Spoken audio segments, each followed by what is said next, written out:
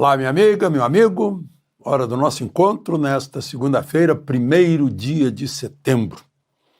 Hoje é o dia do trabalho nos Estados Unidos, Labor Day. E hoje se comemora o pai da datiloscopia, impressão digital. Sabe quem aperfeiçoou toda a técnica para identificar criminoso pela impressão digital? Um argentino. Na verdade, ele nasceu na Dalmácia, na Croácia, mas veio menino para Buenos Aires. Em 1891, ele já tinha toda a técnica de como identificar, e no ano seguinte ocorreu um crime em Buenos Aires, em que uma mulher cortou a garganta dos 2 filhos e a própria garganta e acusou o ex-marido, né? Deixou lá escrito que tinha sido o ex-marido. O Juan Vuccevic, ele nasceu Ivan, lá na Argentina virou Juan. Mostrou as impressões digitais dela em todas no cabo da faca, no sangue, foi ela, né?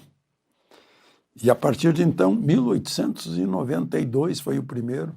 Isso é essencial para desvendar crimes. Eu ontem, quando falei do grande encontro lá do Desperta Brasil, no estádio Mané Garrincha, eu não falei da bênção de Dom Adair, meu querido amigo Dom Adair, bispo de Formosa. Ele pediu a intercessão de Nossa Senhora Aparecida para uma bênção que nos impeça de ter fome, guerra, doença e comunismo. Foi um aplauso geral do estádio cheio. E outra coisa que eu não disse ao falar dos 9 anos do impeachment de Dilma é que no período dela o Brasil encolheu 7,5%. Meu Deus, isso já seria suficiente causa para impeachment, embora não esteja escrito na lei do impeachment.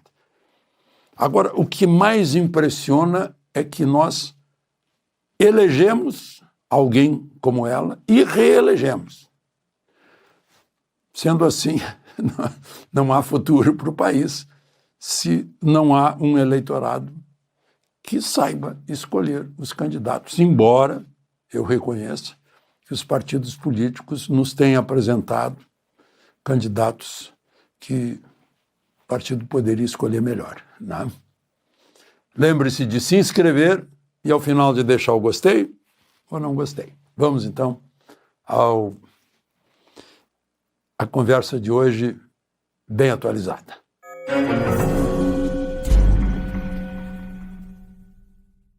Como eu ainda tenho a graça de reagir quando vejo alguma coisa errada, eu quero citar aqui uma declaração de hoje do presidente do Supremo, ministro Barroso, já antecipando o resultado do julgamento que vai começar amanhã. Ele disse: em breve nós vamos empurrar o extremismo para a margem da história. Antecipou a sentença. Vai condenar os extremistas. E mais, ele nos diz como devemos viver. Aspas.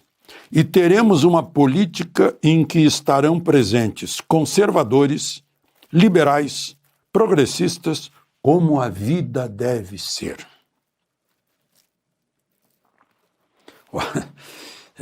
Eu sinto muito, mas conservador pode ser extremamente conservador. Liberal pode ser liberal ao extremo. Progressista pode ser um extremista progressista, até para rimar. Não é? Se fosse um país sério, haveria um escândalo com essa frase, dita pelo presidente de um tribunal às vésperas de um julgamento.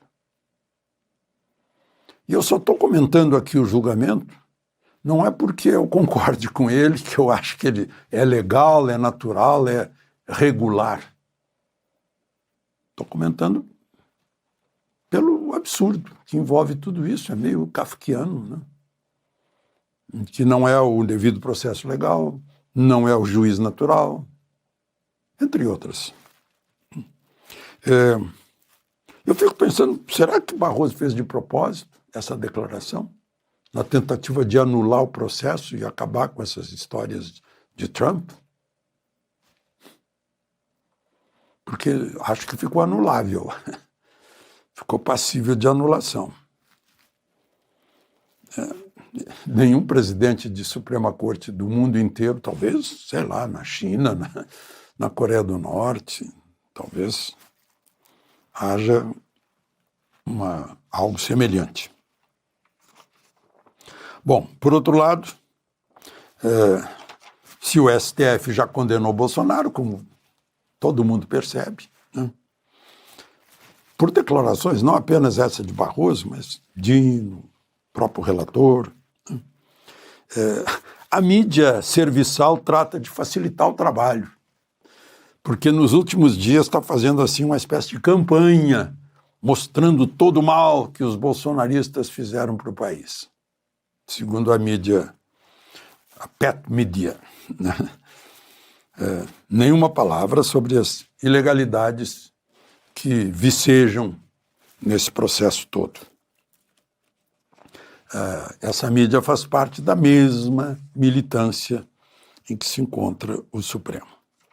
Por sua vez, o presidente da Comissão de Segurança Pública do Senado, o senador Flávio Bolsonaro, que é filho do réu principal, vai fazer uma audiência ouvindo o Tagliaferro, o Eduardo Tagliaferro, que está na Itália, vai ouvir à distância, para ele mostrar à comissão como funcionava aquela assessoria especial de enfrentamento à desinformação dentro do Tribunal Superior Eleitoral, cujo coordenador era o Eduardo Tagliaferro, que mostra que, aliás, a Folha de São Paulo é que começou mostrando, faz um ano que começou mostrando, não levantou nenhum escândalo de ninguém. O país está alienado, mostrando as conversas internas lá dentro com o juiz auxiliar que obedecia a ordens de Moraes, como faziam, vamos pegar o Fiuza, o Guilherme Fiuza, vamos pegar o Constantino, o Rodrigo Constantino, vamos pegar a Oeste. Então, olha, se vire aí, tenha imaginação, descubra alguma coisa, né? Vai fazer praticamente na mesma hora, 11 da manhã de amanhã, essa sessão lá na Comissão de Segurança Pública. Os senadores Espiridião Amin, com 29 assinaturas, protocolou um pedido de CPI tipo lava-toga, né, contando essas histórias do Tagliaferro no Tribunal Superior Eleitoral, durante a campanha eleitoral para presidente da República, com mistura de ministro do Supremo com essa comissão do Tribunal Superior Eleitoral, no caso o ministro Moraes, né.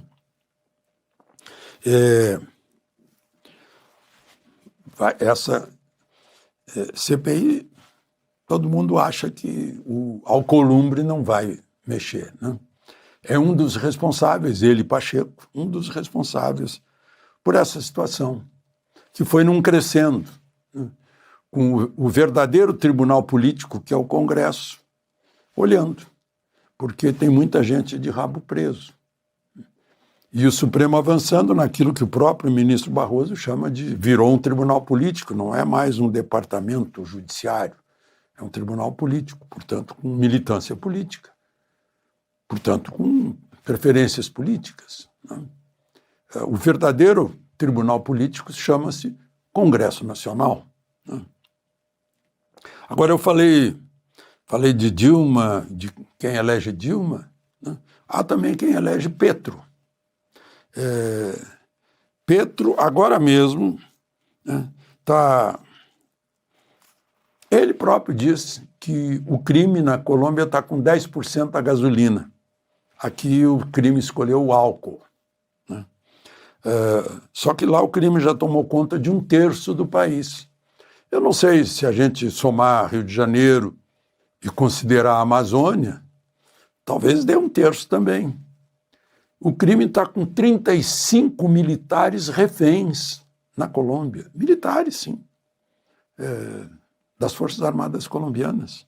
É o poder do armamento do crime, que pegou um resto das Farc também.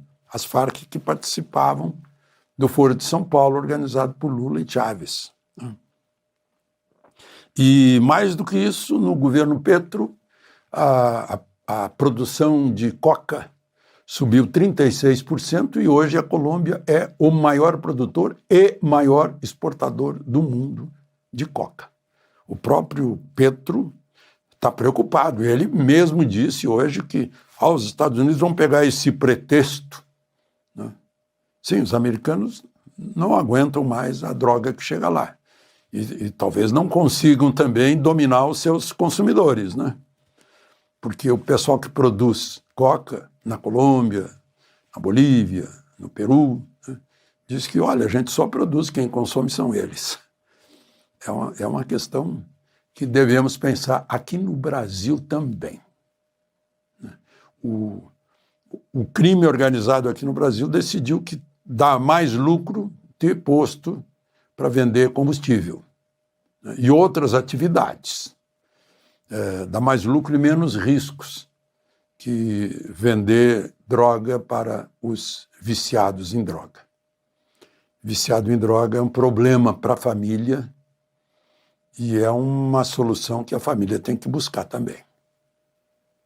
De Brasília, Alexandre Garcia.